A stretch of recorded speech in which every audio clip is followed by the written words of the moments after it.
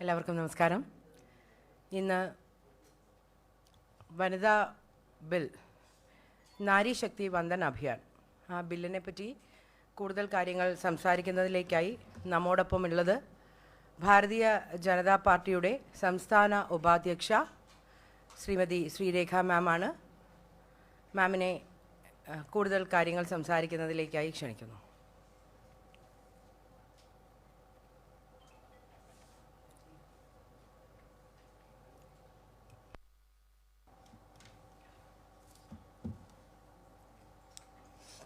എല്ലാവർക്കും നമസ്കാരം. നമ്മുടെ രാഷ്ട്രീയ രംഗത്ത് സ്ത്രീകളുടെ റെപ്രസെൻറ്റേഷൻ വളരെ കുറവാണ്. ഇപ്പോൾ തദ്ദേശ സ്ഥാപനങ്ങളിൽ 50% റിസർവേഷൻ ഉണ്ടെങ്കിൽ പോലും, സംവരണം ഏർപ്പെടുത്തിയിട്ടുണ്ടെങ്കിൽ പോലും, ലോക്സഭയിലും നിയമസഭയിലും കൂടെ ചേർത്ത് 15-ന് താഴെയുള്ളൂ. 14.6 അങ്ങനെയായിട്ട് കിടക്കുകയാണ്. അപ്പോൾ ഇത് മാറണം. കാരണം ഭാരതത്തിൻ്റെ രാഷ്ട്ര നിർമ്മാണത്തിന് സ്ത്രീകളുടെ പങ്ക് വളരെയധികം പ്രധാനമാണ് എന്ന് നമ്മുടെ ആദരണീയനായ പ്രധാനമന്ത്രി ശ്രീ നരേന്ദ്രമോദിജി അദ്ദേഹം 2014 മുതൽ പറയുന്നതാണ്. അദ്ദേഹത്തിൻ്റെ സഹോദരിമാർക്ക് അർഹമായ പരിഗണന എല്ലാ രംഗത്തും കിട്ടണം. അതിലേറ്റവും കൂടുതൽ രാഷ്ട്ര നിർമ്മാണത്തിൽ, നിയമനിർമ്മാണത്തിൽ നല്ലൊരു പങ്ക് വേണം എന്ന ഒരു ആഗ്രഹത്തിൻ്റെ അടിസ്ഥാനത്തിലാണ് ഈ ഒരു നാരി ശക്തി വന്ദൻ അധിനിയം എന്ന് പറയുന്ന ഒരു നിയമ ഭേദഗതി ഭരണഘടനയിൽ കൊണ്ടുവരണം എന്ന ആവശ്യവുമായിട്ട് വന്നത്. അതിപ്പോൾ അതിൻ്റെ എല്ലാ തലങ്ങളിലുമുള്ള ബില്ല്, അതിൻ്റെ രൂപം, അതിൻ്റെ ഏകദേശം ശരിയായി. അതിന് 16-ാം തീയതി അത് അവതരിപ്പിക്കുകയാണ് പാർലമെൻറ്റിൽ. അതിനു മുമ്പായിട്ട് എല്ലാ രാഷ്ട്രീയ കക്ഷികളുടെയും പിന്തുണ, ജനങ്ങളുടെ എല്ലാവരുടെയും പിന്തുണ ഇതിനായിട്ട് ആവശ്യമുണ്ട്. അപ്പോൾ അതിൻ്റെ ഒരു ചെറിയ പശ്ചാത്തലം പറയുകയാണെങ്കിൽ, നമ്മുടെ ഭാരത ഭരണഘടനയിൽ സ്ത്രീകൾക്ക് തത്തുല്യ സ്ഥാനം എല്ലാ മേഖലയിലും പുരുഷന്മാരോടൊപ്പം കൊടുക്കുന്നുണ്ടെങ്കിൽ പോലും പ്രത്യേക നിയമം ഇല്ലാത്തത് കൊണ്ട് ലോക്കൽ ഗവൺമെൻറ്റിനും, അതായത് പഞ്ചായത്ത് തലത്തിലും മുനിസിപ്പൽ തലത്തിലുമുള്ള അഡ്മിനിസ്ട്രേഷൻ്റെ സമയത്തോ അല്ലെങ്കിൽ നിയമസഭയിലോ ലോക്സഭയിലോ ഒന്നും സ്ത്രീകൾക്ക് അതിൻ്റേതായിട്ടുള്ള പങ്കുണ്ടായിരുന്നില്ല.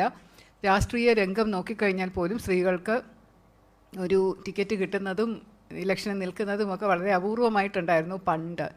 അതിന് ശേഷമുള്ള 73-ഉം 74-ഉം നിയമസഭാ ഭേദഗതികൾ വന്നതിന് ശേഷമാണ് 33% സംവരണം തദ്ദേശ സ്ഥാപനങ്ങളിൽ വേണം എന്നുള്ളൊരു നിയമം വരികയും അതനുസരിച്ച് 1995-ലെ തിരഞ്ഞെടുപ്പ് കേരളത്തിൽ വന്നപ്പോൾ 33.5% സ്ത്രീകളെ വെച്ചുകൊണ്ടാണ് അന്നത്തെ തദ്ദേശ തിരഞ്ഞെടുപ്പ് നടത്തിയത്. അതിന് പിന്നീട് 50% വരെ ആക്കാമെന്നുള്ള ഒരു സർക്കാർ കേന്ദ്രത്തിൽ നിന്ന് ഉത്തരവ് വന്നതിൽ പിന്നെ പല സംസ്ഥാനങ്ങളും 50% ആക്കുകയും അങ്ങനെ 2009-ൽ കേരളത്തിലും 50% റിസർവേഷൻ വെച്ച് തദ്ദേശ സ്ഥാപനങ്ങളിലെ ഇലക്ഷന് തിരഞ്ഞെടുപ്പിൻ്റെ സമയത്ത് കൊടുക്കുകയുണ്ടായി. അപ്പോൾ ഇപ്പോൾ നമ്മൾ കാണുന്നത് എന്താണ്? വളരെ നല്ല രീതിയിലാണ് തദ്ദേശ ഭരണം നടക്കുന്നത്.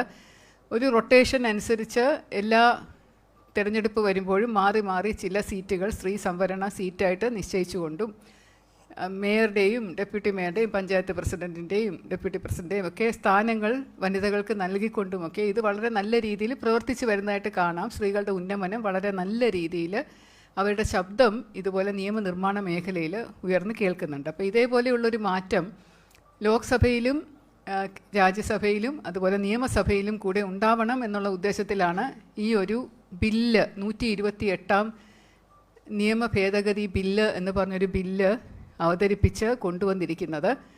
ഇത് 106-ാം അമെൻമെൻ്റായിട്ട് മാറും. നമ്മുടെ നിയമം ആയിക്കഴിഞ്ഞാൽ ഭാരത ഭരണഘടനയുടെ 106-ാം ഭരണ ഭേദഗതിയായിട്ട് മാറും. 33% സ്ത്രീ സംവരണം നിയമസഭകളിലും ലോക്സഭകളിലും ഉണ്ടാവണം എന്നുള്ള ഒരു കാര്യം വരും. അപ്പോൾ ഇത് വന്നു കഴിഞ്ഞാൽ 2029-ൽ നടക്കുന്ന തിരഞ്ഞെടുപ്പിൽ തീർച്ചയായിട്ടും ഇത് പ്രതിഫലിച്ച് കാണുകയും 2029-ന് ശേഷം സ്ത്രീകളുടെ പ്രാതിനിധ്യം ലോക്സഭയിലും നിയമസഭയിലും ഒക്കെ കൂടുതലായിട്ട് വരികയൊക്കെ ചെയ്യുന്ന ഒരു സാഹചര്യത്തിൽ തീർച്ചയായിട്ടും അത് എല്ലാവർക്കും ഗുണകരമായിട്ട് ഭവിക്കും. അപ്പോൾ ഇതിനൊരു സർവകക്ഷി പിന്തുണ വേണം. എല്ലാ പാർട്ടികളും അവരുടെ പിന്തുണ ഇതിന് കാലാകാലങ്ങളായിട്ട് നൽകിയിട്ടുണ്ട്. കാരണം വനിതകൾക്കുള്ള ഒരു ആദരവ് എന്ന് പറയുന്നത്, അല്ലെങ്കിൽ അവർക്കുള്ള പരിഗണന എന്ന് പറയുന്നത് ആർക്കും അവഗണിക്കാൻ പറ്റുന്ന കാര്യമല്ല.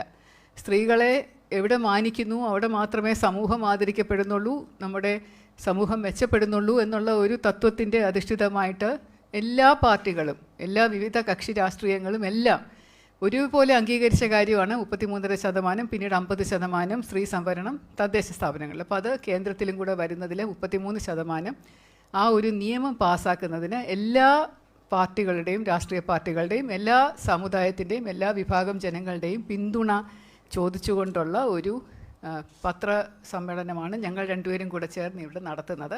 അപ്പം ഇന്ന് നമ്മുടെ പ്രധാനമന്ത്രി ഒരു ഓൺലൈനായിട്ട് എല്ലാവരെയും കണ്ട് ഇതിനെക്കുറിച്ച് അഭിസംബോധന ചെയ്ത് സംസാരിക്കും.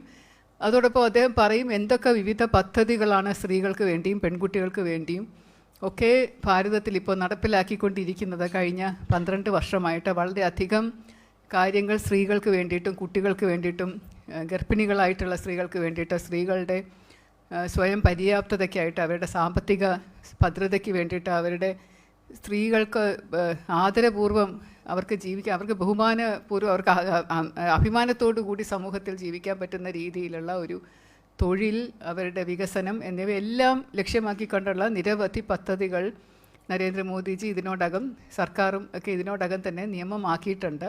അതോടൊപ്പം ഇതൊരു വലിയൊരു മാറ്റം നമ്മുടെ സമൂഹത്തിൽ, ഭാരതത്തിൽ സംഭവിക്കും. മറ്റ് പല വികസിത രാജ്യങ്ങളെ അപേക്ഷിച്ച് ഭാരതത്തിൽ ഇത് 14% എന്ന് പറയുന്നത് കുറവായതുകൊണ്ട് അതൊരു 33% ആക്കിക്കഴിഞ്ഞാൽ ലോകരാഷ്ട്രങ്ങളുടെ പട്ടികയിൽ നമുക്കും ഇടം പിടിക്കാൻ സാധിക്കും. കാരണം വികസിത രാജ്യങ്ങളായിട്ടുള്ള അമേരിക്ക, UK, സ്വീഡൻ പോലെയുള്ള സ്ഥലങ്ങളിൽ ഏകദേശം 45-46% സ്ത്രീകൾ സഭകളിൽ വരുന്നുണ്ട്. അപ്പോൾ ഇത് 15 വർഷത്തേക്ക് ഇങ്ങനെ ഒരു ബില്ല് നിയമത്തിൽ കൊണ്ടുവന്ന് ആ 15 വർഷത്തിന് ശേഷം പിന്നെ അത് ഓട്ടോമാറ്റിക്കായിട്ട് അത് ഇല്ലാതാവും. അപ്പോൾ അങ്ങനെയാണല്ലോ ഒരു സംവരണം എന്ന് പറഞ്ഞു കഴിഞ്ഞാൽ കുറച്ച് നാളത്തേക്ക് ഒരു സംവരണം കിട്ടും, അതിനുശേഷം അത് നിലവിലായി കഴിഞ്ഞു കഴിഞ്ഞാൽ പിന്നെ അത് തുറന്നായിട്ട് എല്ലാവർക്കും ഒരുപോലെ ആക്കി മാറ്റും. അപ്പോൾ സംവരണത്തിൻ്റെ ആവശ്യം തന്നെ സ്ത്രീകൾക്ക് ഇതുപോലെ ഒരു അവസരം കിട്ടുന്നില്ല എന്നതുകൊണ്ട് തന്നെയാണ്. അപ്പോൾ ഇതേക്കുറിച്ച് നിങ്ങളോട് പറയാനും എല്ലാവരുടെയും പിന്തുണ അഭ്യർത്ഥിക്കാനുമായിട്ടാണ് ഇന്നത്തെ ഈ പത്രസമ്മേളനം ഇവിടെ കൂടിയിരിക്കുന്നത്. എന്തെങ്കിലും ചോദ്യങ്ങളുണ്ടെങ്കിൽ ചോദിക്കാം.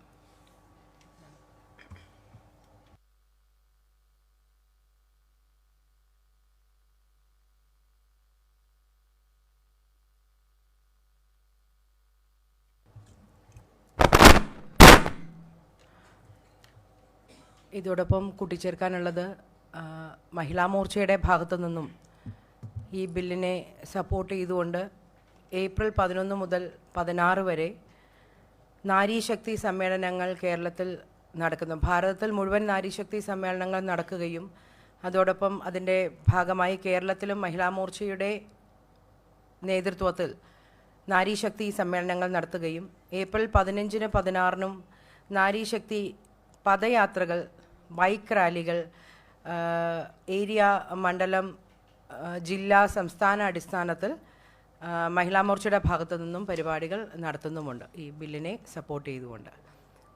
എല്ലാ രാഷ്ട്രീയ കക്ഷി ഭേദമന്യേ ഈ ബില്ലിൻ്റെ സപ്പോർട്ട് ചെയ്യണമെന്ന് പാർട്ടിയുടെ ഭാഗത്തു നിന്നും ഞങ്ങൾ നിങ്ങളെല്ലാവരോടും ഒരു റിക്വസ്റ്റ് കൂടി ഇതിൽ വഴി നടത്തുന്നുണ്ട്. കൂടുതൽ ചോദ്യങ്ങൾ?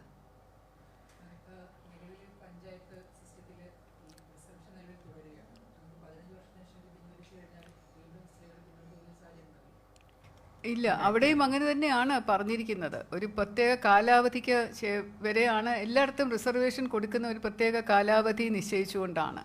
കാരണം അത് പെർമനൻ്റായിട്ട് കൊടുത്തു കഴിഞ്ഞാൽ അതൊരു കോൺസ്റ്റിറ്റ്യൂഷൻ എന്ന് പറയുന്ന നമ്മുടെ ജെൻഡർ ഇക്വാളിറ്റിയിൽ അതിനെ പ്രതികൂലമായിട്ട് ബാധിക്കും. അപ്പോൾ അതുകൊണ്ട് അങ്ങനെ ബാധിക്കാതെ ഇക്വാളിറ്റി, ജെൻഡർ ഇക്വാളിറ്റി എന്നുള്ള, അതായത് സ്ത്രീ പുരുഷ സമത്വം എന്നുള്ള കോൺസ്റ്റിറ്റ്യൂഷണൽ റൈറ്റ് മാനിച്ചുകൊണ്ട് തന്നെ ഇത്രയും നാൾ ഇല്ലാതിരുന്ന സമത്വം ഒരു നിയമപ്രകാരം കൊണ്ടുവരേണ്ട ആവശ്യകതയുള്ളത് കൊണ്ടാണ് ഒരു നിയമം ഇത്ര സമയത്തേക്ക് എന്ന് പറഞ്ഞ് കൊടുക്കുന്നത്. അത് അങ്ങനെയാണ് ലോക്കൽ അഡ്മിനിസ്ട്രേഷൻ്റെ അതിനകത്തും ഒരു കാലാവധി പറഞ്ഞിട്ടുണ്ട്. അതോടൊപ്പം തന്നെ ഈ 2047 ആകുമ്പോൾ ഭാരതം വികസിത ഭാരതമാകും. സ്ത്രീകൾക്ക് പുരുഷന്മാരോടൊപ്പം തന്നെ ഒരു സമാനമായിട്ടുള്ള സമത്വം വരുന്ന ഒരു സപ്പോർട്ട്, അല്ലെങ്കിൽ അവരും മുന്നിലേക്ക് വരുന്ന രാഷ്ട്ര പുനർനിർമ്മാണത്തിന് അവരെയും ഒരു ഈക്വൽ ഭാഗമാകാൻ 2047 ആകുമ്പോൾ ഞങ്ങൾക്ക് സാധിക്കും. അതുകൊണ്ട് തന്നെയാണ് അതും ഒരു കാരണമാണ്.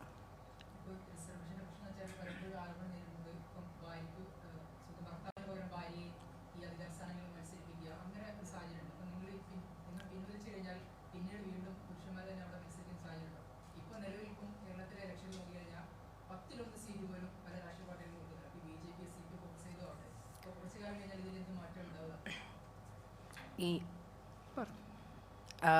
ഇപ്പോൾ ചോദ്യം വെച്ചിട്ടാണെങ്കിൽ ഇപ്പം നമുക്ക് നോക്കിക്കഴിഞ്ഞാൽ LDF ഈ 140 സീറ്റുകളിൽ 15 സീറ്റുകളാണ് സ്ത്രീകൾക്ക് കൊടുത്തത്. UDF 140-ൽ 12 കൊടുത്തപ്പോൾ NDA 140-ൽ 19 സീറ്റുകൾ സ്ത്രീകൾക്ക് കൊടുത്തുകൊണ്ട് സ്ത്രീകളെ കൂടുതൽ ഊന്നൽ നൽകിക്കൊണ്ട് അവരെ മുന്നിലേക്ക് കൊണ്ടുവന്നുകൊണ്ട് അവർ ഒരു ഗുണഭോക്താവ് ആകുക മാത്രമല്ല, അവരെ ഈ രാഷ്ട്ര പുനർനിർമ്മാണത്തിൻ്റെ ഭാഗമായി ഈ നിയമ ഇതിലും കൂടി ഭാഗമാകാൻ NDAയ്ക്കൊരു പ്രത്യേകിച്ചും നമുക്കറിയാം, നമ്മൾ പ്രധാനമന്ത്രി നരേന്ദ്രമോദിജി വന്നതിന് ശേഷം സ്ത്രീകളുടെ ഉന്നമനത്തിനായിട്ട് കൊണ്ടുവന്നിട്ടുള്ള പദ്ധതികളെല്ലാം ഇല്ലേ, അതെല്ലാം വെച്ച് നോക്കുമ്പോൾ നമ്മൾ സ്വാഭാവികമായിട്ടും ഈ പറയുന്ന പോലെ ഒരു ഭർത്താവ് നിന്നെടുത്ത് ഭാര്യയെ നിർത്തി മത്സരിപ്പിക്കുന്ന ഒരു ചരിത്രം നമുക്ക് വലുതായിട്ട് അതില്ല. കാര്യമായിട്ട് മറ്റു പാർട്ടികളിൽ ഉണ്ടോ എന്നുള്ളത് അതിലുള്ളൊരു മാറ്റം നിങ്ങൾക്ക് അങ്ങനെ കാര്യമായിട്ട് അങ്ങനെ കാണാൻ സാധിക്കില്ല. അതിനുള്ളൊരു മാറ്റം വരുത്തുവാൻ തന്നെയാണ് ഈ ബില്ല്. അതിനും കൂടി വേണ്ടിയിട്ടാണ് ഈ ബില്ല്. എല്ലാ സ്ത്രീകൾക്കും വേണ്ടിയിട്ടാണ് ഇത്. ഞാൻ നേരത്തെ പറഞ്ഞ പോലെ രാഷ്ട്രീയ കക്ഷി ഭേദമന്യേ എല്ലാ സ്ത്രീകൾക്കും മുന്നിലേക്ക് വരാനും, മാം നേരത്തെ പറഞ്ഞു, നമ്മൾ മറ്റു കാര്യങ്ങളിൽ മാത്രമല്ല രാഷ്ട്രീയത്തിൻ്റെ ചരിത്രത്തിൽ അതിനകത്തും സ്ത്രീകളുടെ സപ്പോർട്ട് കൂടുതൽ വരിക, സ്ത്രീകളെ മുന്നിലേക്ക് കൊണ്ടുവരിക എന്നുള്ള ഉദ്ദേശത്തോടു കൂടി രാഷ്ട്ര പുനർനിർമ്മാണത്തിൽ സ്ത്രീകളുടെ പങ്ക് കൂടുതലാക്കുക എന്ന ഉദ്ദേശത്തോടു കൂടി തന്നെയാണ്.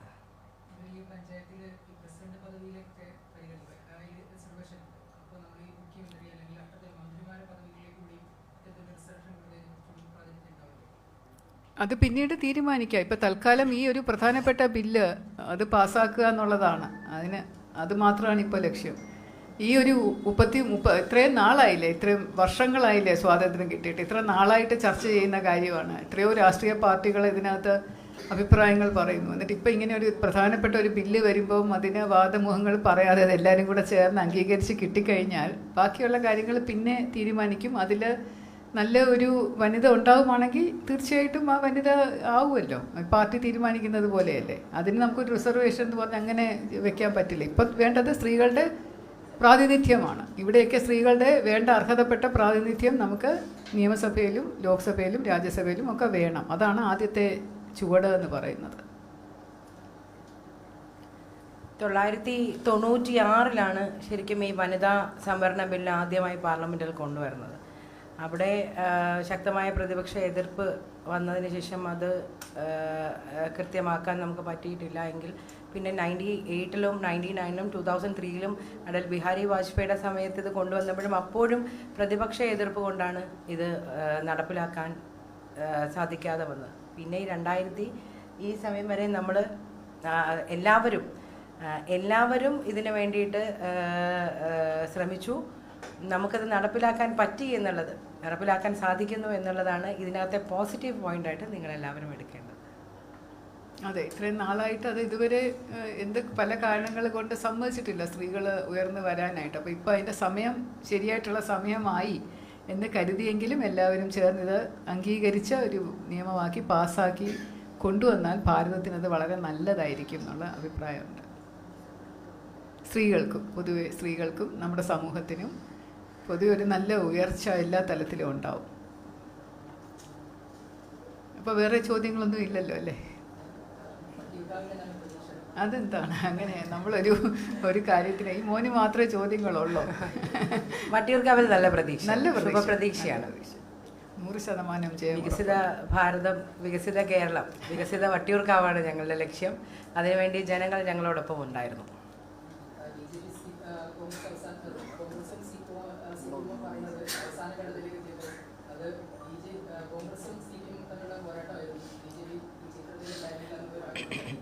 ഒന്ന്, ഇത് നമ്മളൊരു പ്രത്യേക കാര്യത്തിന് വേണ്ടിയിട്ട് വന്ന ഒരു പത്രസമ്മേളനമാണ്. എന്നാലും താങ്കളോട് ഞാൻ പറയാം, താങ്കൾ കുറച്ച് നാളുകളായിട്ട് ഇതിനകത്ത് നിൽക്കുന്ന ഒരാളായിരിക്കുമല്ലോ. എല്ലാ തിരഞ്ഞെടുപ്പിൻ്റെ അവസാനം ഇവർ പറയുന്ന സ്ഥിരം വാചകങ്ങൾ ഒന്നായിട്ട് മാത്രം കരുതി ഞങ്ങളിതെല്ലാം ഇഗ്നോർ ചെയ്യാണ്. അത് ജനമാണ് തീരുമാനിക്കേണ്ടത്, അല്ലാതെ LDFൻ്റെ സ്ഥാനാർത്ഥിയോ കോൺഗ്രസിൻ്റെ സ്ഥാനാർത്ഥിയോ അല്ല തീരുമാനിക്കുന്നത്. വോട്ട് ചെയ്ത ജനം തീരുമാനിക്കും. അവരൊരു തീരുമാനം എടുത്തു കഴിഞ്ഞു. അതിനുവേണ്ടി നമുക്ക് May 4 വരെ കാത്തിരിക്കാം, നോക്കാം. ഇപ്പോൾ വേറൊന്നും ഇല്ലല്ലോ അല്ലേ? വളരെ നന്ദി. എല്ലാവരുടെയും പിന്തുണ ഒന്നും കൂടി ആവശ്യപ്പെട്ടുകൊണ്ട് പ്ലീസ് എല്ലാവരും കൂടെ ചേർന്ന് ഇതൊരു വലിയ നിയമമാക്കി പാസ്സാക്കി നമുക്ക് ഭാരതത്തിൻ്റെ സമഗ്രമായ വികസനത്തിന്, സമ്പൂർണ്ണ വികസനത്തിന് ഒരു തുടക്കം കുറിക്കാം. Thank you so much. വളരെ നന്ദി. നമസ്കാരം.